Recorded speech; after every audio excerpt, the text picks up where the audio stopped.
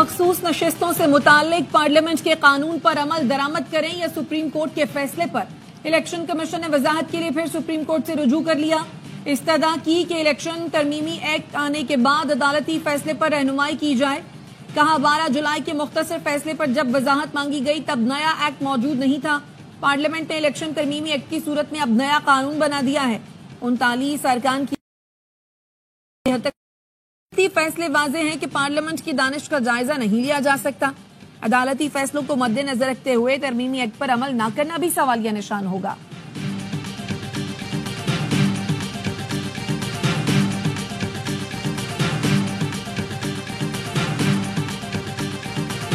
Justice Munib Akhtar का senior जजों से रवैया इंतहाई दुरुस्त और नामुनासिब था। चीफ जस्टिस काजी फायज ईसा ने जस्टिस मंसूर अली शाह को जवाबी खत लिख दिया। कहा, जस्टिस मुनीब ने प्रैक्टिस एंड प्रोसीजर कानून की सख्त मुखालफत की थी। मुकदमात के बोझ से लापरवाह होकर छुट्टियों को फौकियत दी। फौरी आईनी मुकदमात सुनने से इनकार किया। ऑडियो लीक केस पर हुक्म इम्तना जारी करके केस समाअत के लिए मुकर्रर ही न करने दिया गया। साथ ही जजों ने भी उनके रवैये की शिकायत की। जस्टिस मुनीब को कमेटी में शामिल न करने की वजह आपके इसरार पर बता रहा हूँ, ऐसा न हो कोई नाराज हो जाए। मैं हमेशा एहतसाब और शफाफियत का हामी रहा हूँ। जस्टिस याहिया अफरीदी की माजरत के बाद जस्टिस अमीनुद्दीन खान को जजेस कमेटी में शामिल किया गया। कानूनन आप ये नहीं पूछ सकते मैं किस जज को कमेटी में शामिल करूं।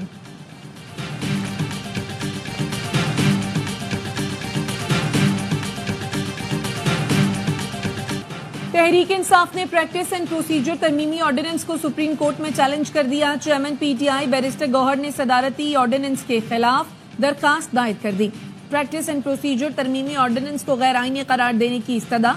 मौक़िफ़ अपनाया, सदारती ऑर्डिनेंस के बाद प्रैक्टिस एंड प्रोसीजर कमेटी के फैसलों को कलअदम करार दिया जाए।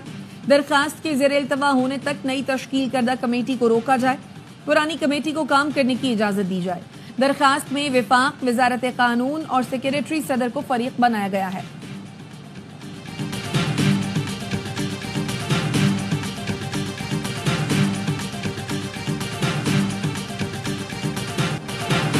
£190 मिलियन रेफरेंस में बानी पीटीआई और अहलिया की बरियत की दरख्वास्त। इस्लामाबाद हाई कोर्ट ने ट्रायल कोर्ट को हतमी फैसला सुनाने से रोकने के हुक्म में 2 अक्टूबर तक तौसी कर दी। एहतसाब अदालत को ट्रायल जारी रखने की हिदायत कर दी। चीफ जस्टिस आमिर फारूक ने रिमार्क्स दिए, हमने ट्रायल नहीं रोका, हतमी फैसले से रोका है। ट्रायल किस मरहले में है, क्या हो रहा है, इसमें मुदाखलत नहीं करेंगे। समाअत बुध तक मुलतवी।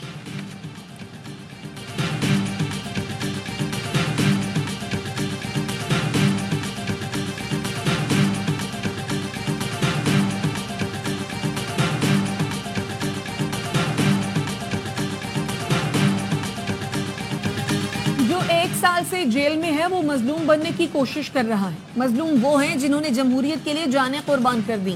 वजीर इत्तलात सिंध शर्जील मेमन कहते हैं, कोई इदारा सुप्रीम नहीं, सिर्फ पार्लियामेंट सुप्रीम है। पार्लियामेंट को कोई डिक्टेट नहीं कर सकता। कुछ लोग अदलिया में तकसीम चाहते हैं। हमारे लिए तमाम जजेस मोहतरम है, कोई भी चीफ जस्टिस आ जाए फर्क नहीं पड़ता। ख्वाहिश है अदलिया गैर सियासी रहे। इफ्तिखार चौधरी और साकिब निसार जैसे लोगों ने अदलिया का बुरा हाल किया। दोनों की तमाम मुराद वापस ली जाए।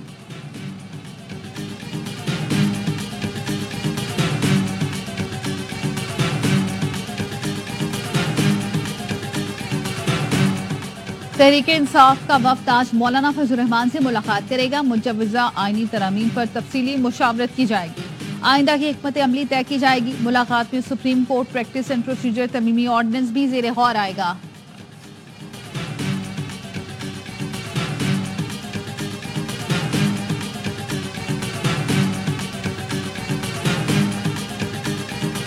फवाद चौधरी इलेक्शन कमीशन को मुंशी कहने के मुकदमे में बरी। फवाद चौधरी ने सोशल मीडिया पैगाम में लिखा, एडिशनल सेशन जज इस्लामाबाद अफजल मजूका ने आज मुझे बरी कर दिया। मुझ पर इल्जाम था चीफ इलेक्शन कमिश्नर को मुंशी कहकर उनकी तौहीन की।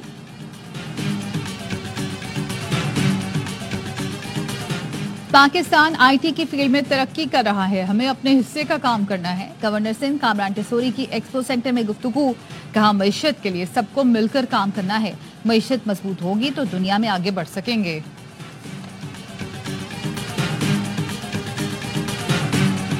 मुझे किसी ने भेजा होता तो मैं फिर बताता कि फलां ने भेजा। मेरे पास तो किसी को जरूरत ही नहीं है।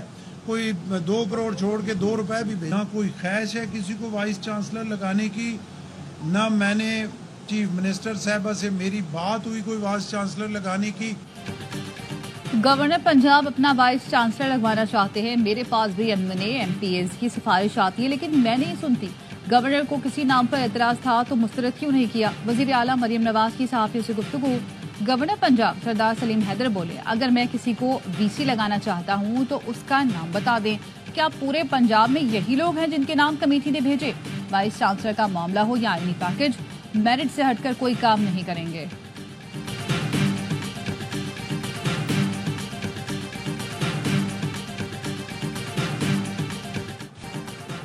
IMF ने कर्ज प्रोग्राम के तहत पहली किस्त जारी करने की मंजूरी दे दी। 1 अरब 10 करोड़ डॉलर फौरी फराहम किए जाएंगे।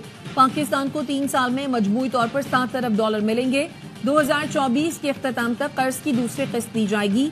IMF ने महंगाई में कमी समेत पाकिस्तान के इक़्तिसादी इस्तेहकाम की बहाली के इक़दाम की तारीफ की।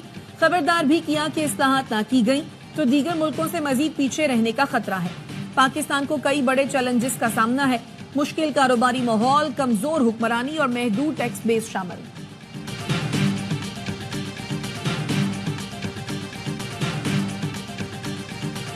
इंडिया रियासत उठ के ये डिसाइड करती है, headed by the then prime minister and then military leadership, कि जी हमने इनको वापस लाके बसाना है तालिबान को, और आप उनको वापस ले आते हैं और वापस ला के सेटल्ड एरियाज का भी अमन तबाह हो जाता है। और आज जो साउथ केपी के अंदर हालात है, वो पॉलिसी शिफ्ट वक्त ने साबित किया कि वो गलत था। तालिबान को वापस लाकर बसाने की पॉलिसी गलत थी। आज जुनूबी खैबर पख्तूनख्वा में दहशतगर्दी की लहर है। इसने साबित किया कि पॉलिसी शिफ्ट करना गलत था।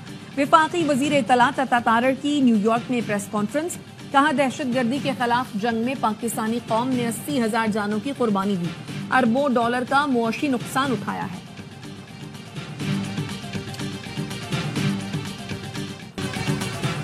सिक्योरिटी फोर्सेस का शुमाली वजीरिस्तान के इलाके रजमुत में इंटेलिजेंस बेस्ड ऑपरेशन, फायरिंग के तबादले में 8 खवारजी मारे गए। ISPR का कहना है ऑपरेशन के दौरान असलहा, धमाका खेज मवाद और गोलियां बरामद हुई। हालात खवारजी फोर्सेस पर हमलों और बेगुनाह शहरियों की टारगेट किलिंग में मुलव्वस थे।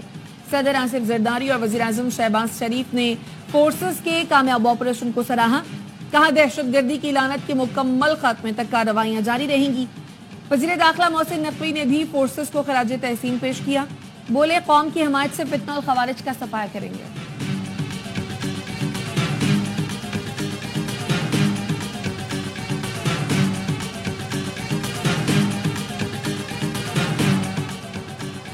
और वर्ल्ड यूथ चैंपियन बॉक्सिंग में पाकिस्तानी बॉक्सर ने भारतीय बॉक्सर को शिकस्त दे दी। बैंकॉक में होने वाली फाइट में उस्मान वजीर ने भारतीय बॉक्सर को नॉकआउट कर दिया। पाकिस्तानी बॉक्सर ने भारतीय बॉक्सर को पहले राउंड में ढेर किया।